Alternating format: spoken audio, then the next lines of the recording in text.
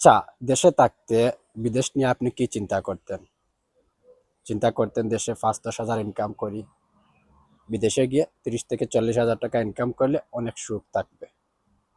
আমি অনেক সুখী হয়ে যাব। বিদেশে আসার পর দেখা যায় ৮০,০০০ থেকে ১,০০,০০০ টাকা ইনকাম করেও দিন শেষে মনে শান্তি নেই। আজ আপনি ইউরোপ বা মিডল ইস্টে আছেন। আপনার হাতে কাজ আছে, ইনকাম ভালো হচ্ছে। কিন্তু মাস শেষে কয় টাকা পকেটে আছে? নিজের জন্য কিছু করতে পারছেন? সবচেয়ে বড় কথা হলো আপনি কি সুখে শান্তিতে আছেন? কেন ভালো ইনকাম থাকার পরেও আমাদের প্রবাসীদের চোখে রাতে ঘুম আসে না? কেন বুক ফেটে কান্না আসে অথচ পাশে বসে কেউ নেই সেই চোখের জল মুছার জন্য? আজ আমি আপনাদের বলবো প্রবাসে সব থাকার পরেও আমাদের সুখে না থাকার ৩টি আসল কারণ কি এবং কিভাবে আমরা এই অবস্থা থেকে মুক্তি পেতে পারি। কারণ ১, টাকার বিনিময়ে সময় বিক্রি করা। প্রথম কারণ হলো আমরা টাকা ইনকাম করতে গিয়ে আমাদের সময় বিক্রি করে দিয়েছি। জেমস ক্লিয়ারের ভাষায় বলতে গেলে আমরা আমাদের পরিবেশকে এমনভাবে সাজিয়েছি যেখানে শুধু ইনকামই মুখ্য।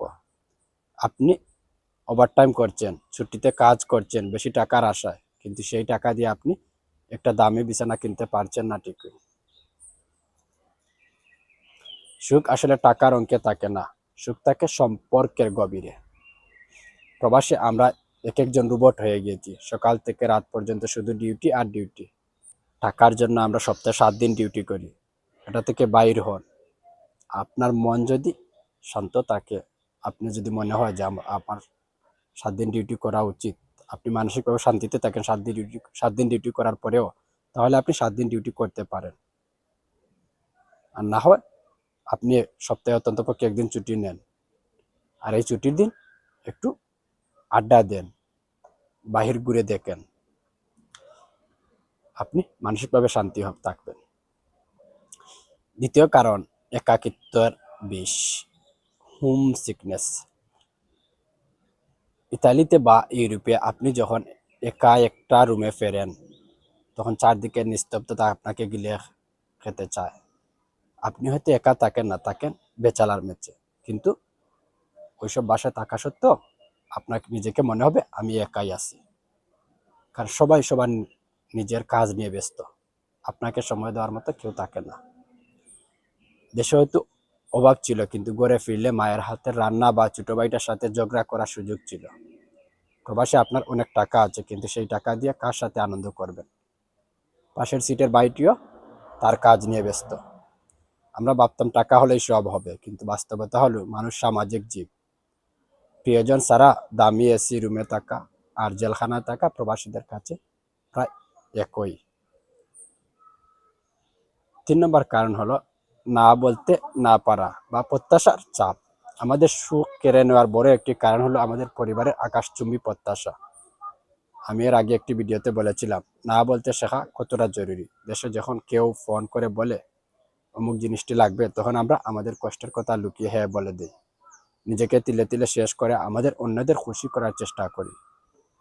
সবাইকে সুখ রাখতে গিয়ে আমাদের নিজেদের সুখকে বিসর্জন দিয়ে দিই। কিন্তু দিন শেষে যখন সেই মানুষগুলো আমাদের মূল্যায়ন করে না, তখন আমাদের মনে হয় এই কষ্টের কি কোনো সার্থকতা ছিল? এই যে নিজের ইচ্ছাকে মেরে ফেলা, এটাই আমাদের মানসিক শান্তি ধ্বংসের প্রধান কারণ। তাহলে এখন কি করব? সুখ কিভাবে খুঁজে পাবো? প্রবাসে কি কোনোদিন সুখ পাওয়া যাবে না? অবশ্যই যাবে। ৩টি কাজ করুন। নিজেকে সময় দিন, কিছু টাকা নিজের জন্য সঞ্চয় করুন, পরিবারকে টাকা দিন, কিন্তু নিজের উপর জুলুম করে নয়। নিজের ছোট ছোট শখ পূরণ করুন, মাঝে মাঝে বন্ধুদের সাথে আড্ডা দিন, মাসে ১ দিন অত্যন্ত নিজের পছন্দের জায়গায় ঘুরতে যান।